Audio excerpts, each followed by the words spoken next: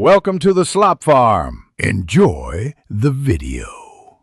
You start by confirming component compatibility, amplifier input impedance, and potentiometer value. Once matched, strip signal and ground wires, tin ends, and mount the potentiometer in line with the audio signal. Solder the source hot to the potentiometer input lug, the wiper to amplifier input, and ground directly to amplifier ground. Make sure connections are solid.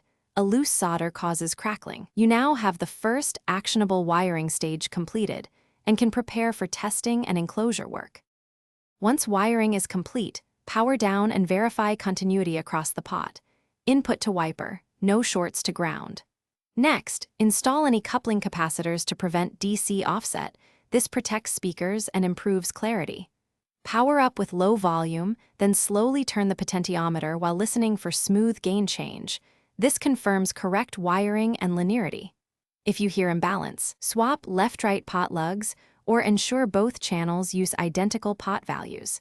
Make sure to note behavior. You finish by securely mounting the pot and amplifier in an enclosure, routing signal and power separately to reduce interference.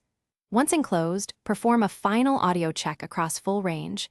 Listen for distortion or hum. If issues appear, first reflow suspect solder joints and trim long leads. If hum continues, try shielding or implementing a star ground and consider a ground loop isolator. With those fixes, your volume control will reliably adjust speaker level and protect audio quality. Thanks for watching. Consider subscribing if we helped you today.